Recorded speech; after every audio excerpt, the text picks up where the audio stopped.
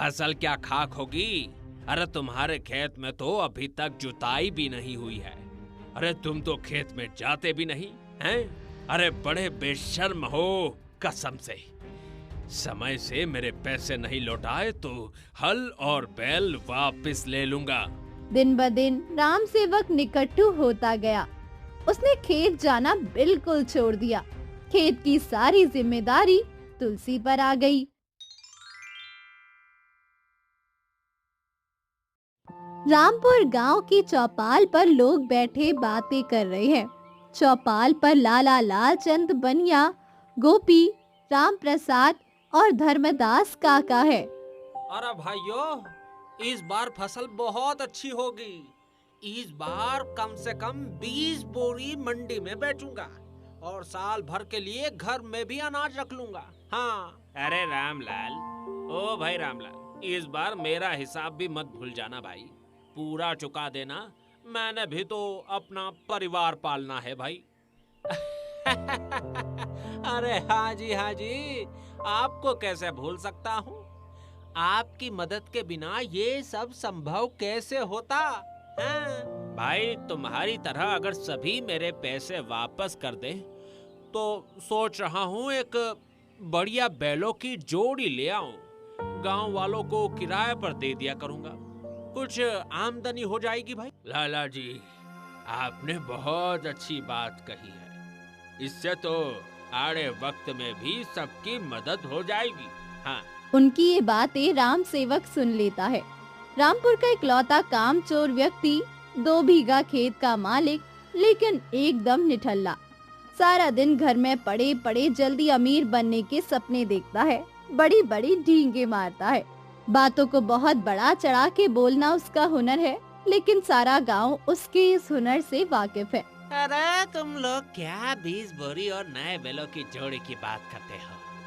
मैं तो इस बार कम से कम 50 बोरी मंडी लेकर जाऊंगा और घर में इतना अनाज भर दूंगा कि चूहों के लिए भी जगह न बचे।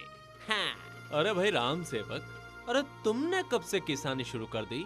तुम्हारे पास तो सिर्फ 2 बीघा खेत है, उसमें 50 बोरी अनाज कब उगाया तुमने? हैं? लगता है तुम अभी नींद में हो और सपना देख रहे हो। दिन भर तो चौपाल में तंबाकू फूकते हो और खेती कब करते हो तुम? हैं? बताओ जरा। अरे अबे चुप कर बेवकूफ कहीं के। मेरा खेत पास के गांव में है और मुझे काम करने की जरूरत नहीं है। मैंने अपने खेतों में काम करने के लिए नौकर रखे हुए हैं। मैं तो बस उनसे महीनों के महीनों हिसाब लेता हूँ। तुम 2 बीघा की बात करते हो, मेरे पास हेक्टेयर के हेक्टेयर खेत हैं।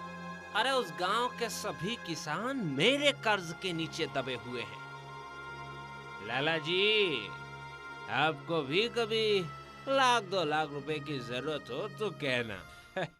तेरी सच्चाई सारा गांव जानता है।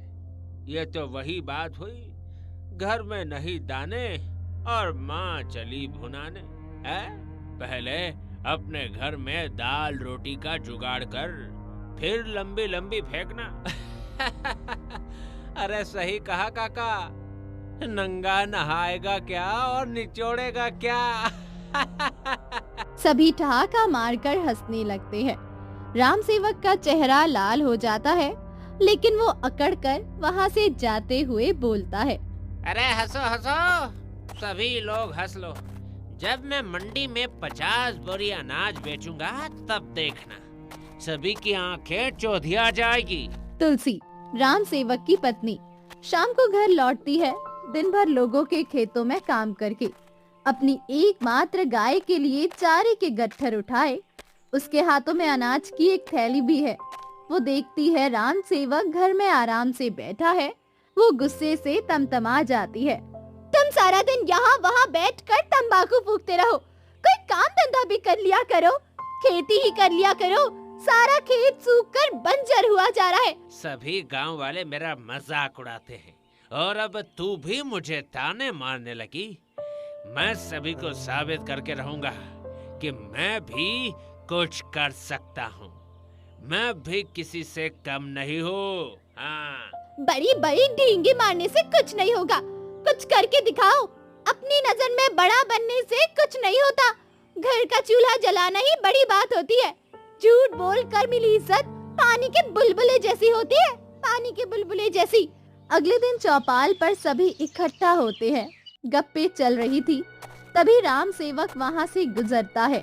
ओ भाई, क्यों भाई राम सेवक, कब तक तुम्हारी फसल मंडी में आ जाएगी? अरे तुम्हें यकीन नहीं है शायद, मैं अगले हफ्ते ही शहर जा रहा हूँ। बढ़िया किस्म के बीज, खाद और मैं बैलों से नहीं ट्रैक्टर से खेत जोतूंगा, देखना। राम सेवक, इन सब के लिए तुम पैसे कहाँ से लाओगे? तुम्हारे पास क्या कोई कुबेर का खजाना है? तुम्हें लगता है मैं झूठ बोल रहा हूँ? अरे मेरे ससुराल वाले बहुत धनी हैं। मेरे एक बार कहने से गाड़ी भरकर अनाज और पैसा भेज देंगे। हाँ। अरे वाह, अब की बार तो मंडी में राम सेवक का ही झंडा लहराएगा। अरे तुम्हें तो मेरी हर बात पर हंसी आती है, अब हैरान होने को तैयार हो जाओ।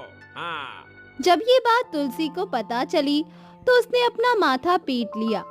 तुलसी उसको समझाते हुए बोली, देखो जी, तुम ऐसे झूठ मत बोलो। मेरे मायके वालों के पास इतना पैसा और अनाज नहीं है जो तुम्हें दे सके। क्यों गांव वालों के सामने बड़े बड़े झूठ बोलकर अपनी इज्जत खराब कर रहे हो? लोग तुम्हारे पीठ पीछे हंसते हैं, तुम्हारा मजाक उड़ाते हैं। अबे तू चुप कर, तू ठहरी औरत जात। अबे तुझे क्या पता शान शौकत का? मुझे इस गांव में अपनी धाक जमानी है। एक बार सब मान लेंगे तो कोई हिम्मत नहीं करेगा मेरी हंसी उड़ाने की। तुलसी ने गहरी सांस ली और चुप कर गई। वो समझ चुकी थी कि राम सेवक की जिद उन्हें बड़ी मुसीबत में डाल देगी। कुछ दिनों बाद राम सेवक सचमुच लालचंद बनिए की दुकान में जा पहुंचा। लाला जी, मुझे थोड़े पैसे चाहिए। शहर में बीज, हल, खाद लेकर आना है। जल्दी ही फसल बेचकर चुका दूंगा। लालचंद थोड़ा लालची था। उसे पता था सारे गांव में सिर्फ राम सेवक ने ही उससे कर्ज नहीं लिया था। उसने सोचा क्यों ना थोड़ा पैसा देकर इसको अपना कर्जदार बना लूं। नहीं चुका पाया तो इसके 2 बीघा खेत मेरे हो जाएंगे। ठीक है राम सेवक, जितना चाहे ले जाओ, लेकिन ब्याज मत भूलना। महीने का 10% लगेगा। अरे ठीक है लाला जी, दे दीजिए। आपके पैसे तो मैं चुटकियों में चुका दूंगा। तुलसी को जब ये बात पता चली तो उसके पैरों के नीचे से जमीन निकल गई। हे भगवान, ये तुमने क्या कर दिया? लाला से कर्ज ले आए, वो भी इतने बड़े ब्याज पर, कैसे चुकाएंगे? तू चिंता मत कर, हमारे दिन बदलने वाले हैं। मेरा भाग्य बदलने वाला है। जब गांव वाले मुझे खेत में हल चलाता देखेंगे तो दंग रह जाएंगे। भाग्य मेहनत से खुलता है, बड़ी बड़ी डींगे मारने से नहीं। लेकिन तुम मेरी सुनते ही कब हो? अगले ही दिन राम सेवक शहर से बीज, खाद लेकर आया तो वाह भाई राम सेवक, हम तो समझे थे कि तुम सिर्फ बातें ही करते हो, लेकिन तुमने तो कमाल कर दिया भाई। अरे ये सब तो ठीक है राम सेवक, बीज और खाद तो ले आए। अरे लेकिन हल और बैल कहाँ हैं? खेत कैसे जोतेंगे भाई? अरे उसकी चिंता ना करो, सब इंतजाम हो जाएगा। बस एक बार मुझे खेत में उतरने तो दो। बेटा, झूठ की गाड़ी ज्यादा दूर तक नहीं चलती। जैसे बिना पानी के समुद्री जहाज किसी काम का नहीं, उसी प्रकार बिना हल और बैलों के खेती असंभव है। उस रात तुलसी ने चूल्हे पर रोटी बड़ी मुश्किल से बनाई। घर में सारा अनाज खत्म हो गया था। उसने राम सेवक से कहा, देखो जी, घर का सारा हिसाब किताब बिगड़ गया है। मुझसे अब इस घर का बोझ अकेले नहीं उठाया जाता। अरे तू चिंता न कर, कुछ ही दिनों की बात है। इस घर में अनाज के ढेर लगे होंगे। ढेर तो लगेंगे, लेकिन अनाज के नहीं, कर्ज के और ब्याज के। राम सेवक अब झूठ और कर्ज के जाल में फंस चुका था। उसकी पत्नी तुलसी चिंतित थी। सारा गांव उस पर हंस रहा था और वो झूठ को सच बनाने की कोशिश में लगा हुआ था। बीज और खाद लाए हुए भी कई दिन बीत गए, लेकिन राम सेवक ने अभी तक खेत में पाँव भी नहीं रखा था। और राम सेवक भैया, अरे खाद और बीज क्या घर में रखने के लिए लाए हो? अरे खेत कब जोतोगे? भाई हम तो तुम्हारी 50 बोरियों वाली फसल देखना चाहते हैं। हाँ भाई, हम भी इंतजार में हैं कि कब राम सेवक गांव से मंडी तक फसल के ढेर लगा। गांव वाले राम सेवक पर तंज कसते थे तो तुलसी को बहुत बुरा लगता। एक दिन उसने राम सेवक से कहा, सुनो जी, अब बहुत हो गया, तुम्हें अब खेत को जोत कर बीज डाल देने चाहिए। बरसात का मौसम आने ही वाला है, अगर वो गुजर गया तो हमारे बीज और खाद यूं ही बेकार हो जाएंगे, ऊपर से लाल चंद के पैसे भी लौटाने हैं। अरे तुम सही कह रहे हो, मैं कल ही लालचंद से हल और बैल ले आता हूँ। लाल चंद ने राम सेवक को हल और बैल दे दिए। राम सेवक हल और बैल लेकर खेत में पहुंच गया। थोड़ी देर में ही उसकी हालत खराब हो गई। धूप तेज थी, बैलों के साथ जोर लगाते लगाते उसकी सांस फूलने लगी। अरे मेरी मैया, हैं? अरे ये तो बड़ा मुश्किल काम है, किसान लोग कैसे कर लेते हैं हर रोज। अरे देखो देखो, आज हमारा किसान खेत में उतरा है, अब तो 50 बोरी पक्की। सभी लोग हंसने लगते हैं। अरे तुम लोग हंसते रहो, देखते रहना मेरी फसल इस बार सबसे अच्छी होगी। थोड़ी देर में ही वो चकरा कर खेत के बाहर एक पेड़ की छाया में बैठ गया। मैं ना कहती थी ये काम इतना आसान नहीं है, लेकिन बिना मेहनत के कुछ भी हासिल नहीं होगा। अरे तू चुप कर, तू क्या जाने मेरी क्या योजना है। इसके बाद कई दिनों तक राम सेवक खेत में नहीं घुसा। लालचंद ने कुछ दिनों बाद वसूली शुरू कर दी। राम सेवक, तुम्हारे सिर और ब्याज बढ़ रहा है, जल्दी से तुझे अनाज या पैसा देना होगा। अरे लाला जी, अभी तो फसल हुई भी नहीं, जब मंडी में बेचूंगा तो आपके पैसे भी लौटा दूंगा। फसल क्या खाक होगी? अरे तुम्हारे खेत में तो अभी तक जुताई भी नहीं हुई है। अरे तुम तो खेत में जाते भी नहीं हैं? अरे बड़े बेशर्म हो कसम से। समय से मेरे पैसे नहीं लौटाए तो हल और बैल वापस ले लूंगा। दिन ब दिन राम सेवक निकट्टू होता गया। उसने खेत जाना बिल्कुल छोड़ दिया। खेत की सारी जिम्मेदारी तुलसी पर आ गई। तुलसी बहन, तू खेत में सुबह सुबह आ जाती है, खेत जोतती है, कितना काम करती है, और एक तेरा पति जो चौपाल में बैठा बस चिल्लम फूकता रहता है। क्या करूं बहन, इन्होंने लाला जी से कर्ज ले लिया है, वो भी तो चुकाना है। समय से नहीं चुकाया तो पता नहीं लाला क्या करेगा। बरसात बीत चुकी थी, सभी के खेत लहलहा रहे थे, लेकिन राम सेवक के खेत में बहुत कम हरियाली थी। वो भी तुलसी की मेहनत का नतीजा था। लालचंद राम सेवक के घर आ धमका। ओ राम सेवक, ए बाहर निकल, अब कर्ज चुकाने का समय आ गया है। मेरा पैसा अब ब्याज सहित लौटा दे राम सेवक। लाला जी, अब मुझे थोड़ी सी और मोहलत दे दो, बस फसल काट कर मंडी में बेच दो, फिर आपका सारा कर्ज चुका दूंगा। फसल? कैसी फसल? मैं तो तेरे खेत देख कर आ रहा हूँ, वहाँ फसल से ज्यादा खरपतवार है। सीधे से मेरे पैसे लौटा दो, वरना अच्छा नहीं होगा। लाला जी, हमें थोड़ी मोहलत दे दीजिए, मैं दिन रात मेहनत करके आपके सारे पैसे चुका दूंगी। तुलसी सुन लो, मुझे कोई बहाना नहीं चाहिए, सीधे सीधे मेरे पैसे लौटा दो, नहीं तो मेरे हल और बैल वापस कर दो। ब्याज लगातार बढ़ रहा है। इतना कहकर लाला धमकाता हुआ चला गया। देखा, तुम्हारी खोखली जिद की वजह से आज घर की इज्जत दांव पर लग गई है। मैं अकेली कितनी मेहनत करूंगी। अरे तू घबरा मत, मैं सब ठीक कर दूंगा, मुझे बस थोड़ा समय दे दो। तुलसी की आंखों से आंसू बह निकले। वो जानती थी अब समय से ज्यादा जरूरत मेहनत और समझदारी की है, जो राम सेवक में नहीं है।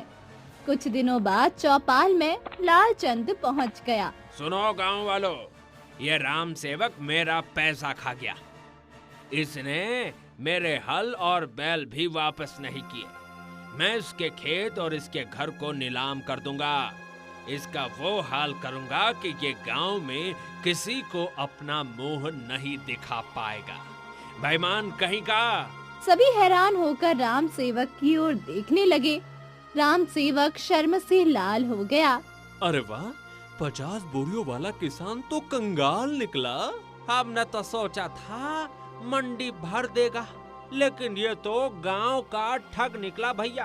हाँ लाला जी, मैं आपकी पाई पाई चुका दूंगा, लेकिन सारे गांव के सामने मुझे ऐसे बेइज्जत न करो। अरे मैंने तुझे बेइज्जत कहाँ किया है? इज्जत तो तेरी जब जाएगी जब तेरी पत्नी तुलसी मेरे घर में काम करेगी। हाँ। ये आप क्या कह रहे हैं लाला जी? वो आपके घर पर काम क्यों करेगी? अरे जब तक मेरा पैसा नहीं वसूल होगा तब तक तुलसी को मेरे घर पर नौकरानी बनकर काम करना होगा। सारे गांव वाले जोर जोर से हंसने लगते हैं। आज पहली बार राम सेवक को शर्मिंदगी महसूस हुई है। उसकी आंखें झुक गई, चेहरा लाल हो गया, उसका सारा अभिमान चूर चूर हो गया। घर लौटकर राम सेवक तुलसी को कुछ कहना चाहता था, लेकिन उसे शब्द ही नहीं मिल रहे थे। तुलसी चौपाल का सारा वाक्य जान चुकी थी। अगर तुमने समय रहते सच्चाई मान ली होती तो हमें ये दिन ना देखना पड़ता। तुम्हारी वजह से मुझे भी अपमान सहना पड़ेगा। राम सेवक कुछ ना बोला, उसके पास कोई जवाब नहीं था। लालचंद के घर पर काम करने के बाद तुलसी थकान से चूर चूर हो जाती है। आज लालचंद लाला की औरत ने मुझे सबके सामने ताना मारते हुए कहा कि तुम्हारा पति तो एकदम निकम्मा है, पत्नी की कमाई खाता है, खुद चौपाल में पड़ा चिल्लम फूकता रहता है और पत्नी को काम पर भेजता है। राम सेवक का सिर शर्म से झुक गया। तुम्हारी झूठी डींगों ने मुझे नौकर बना दिया। भगवान के लिए अब तो थोड़ी अक्ल करो, झूठ बोलना छोड़ दो। उस रात राम सेवक को नींद नहीं आई। तुलसी की बातें उसके कानों में गूंजती रही।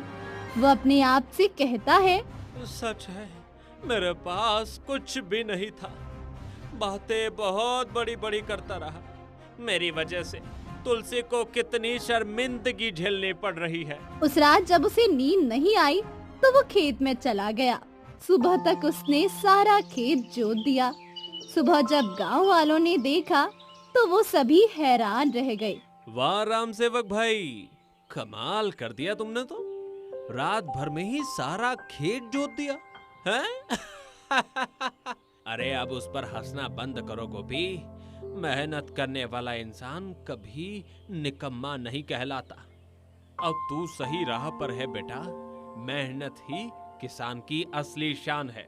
शाम को जब राम सेवक घर लौटा तो तुलसी ने उससे कहा, सुनो, तुमने जो एक दिन में कर दिखाया है, सारा गांव तुम्हारी तारीफें करता नहीं थकता। ऐसे ही तुम काम करते रहो तो हमारे दिन जरूर बदलेंगे। सही बात है तुलसी। अब से मैं चौपाल पर झूठ नहीं बोलूंगा, तंबाकू भी नहीं पीऊंगा। जब एक दिन की मेहनत मुझे इतनी इज्जत दिला सकती है तो दिन रात की मेहनत मुझे कहां पहुंचा देगी। मैं समझ गया, मेहनत के बिना जीवन व्यर्थ है। अब मैं जल्दी ही सब ठीक कर दूंगा। ये सुनकर तुलसी की आंखों में आंसू आ गए, लेकिन वो आंसू दुख के नहीं, संतोष और गर्व के थे। उसके कुछ महीनों बाद खेत की रंगत बदल गई। बंजर जमीन पर फसल लहराने लगी। देखा, मैं ना कहती थी, मेहनत एक दिन जरूर रंग दिखाती है। हाँ तुलसी, ये सब मेरी मेहनत का नतीजा है। हर दाने के पीछे मेरी मेहनत और पसीना है और तुम्हारा हौसला है। मंडी में फसल बेचने के बाद एक दिन राम सेवक लाला लालचंद के पास पहुंचा। ये लो लाला, अपना सारा पैसा और बेल। आज से मेरी तुलसी तुम्हारे घर पर काम नहीं करेगी। मैं अब अपने लिए नए हल और बैल खरीद सकता हूँ। हाँ ठीक है राम सेवक, ये तुमने अच्छा किया जो मेरा सारा पैसा लौटा दिया। फिर कभी पैसों की जरूरत पड़े तो मुझे याद करना। लाला जी, अब इसकी जरूरत नहीं पड़ेगी। अब मैं मेहनत का मूल्य जान गया हूँ। अब मुझे मेहनत के अलावा किसी पर भरोसा नहीं है। आज तुलसी को राम सेवक के साथ चलते हुए बहुत गर्व महसूस हो रहा था। कभी जिसका सारा गांव खिल्ली उड़ाया करता था, आज उसकी तारीफ कर रहा है। सच ही कहा है किसी ने, मेहनत से इंसान अपना तो क्या पूरे देश का भाग्य बदल सकता है। बस एक सही शुरुआत की जरूरत होती है, वही शुरुआत जो राम सेवक अब कर चुका था। तो कैसी लगी आपको हमारी ये कहानी? अगर आप ऐसी ही और मनोरंजक कहानियाँ देखना चाहते हैं तो हमारा चैनल कहानी टून्स जरूर सब्सक्राइब करें और बेल आइकॉन भी प्रेस करें ताकि ऐसी मजेदार कहानियाँ आपसे मिस ना हो।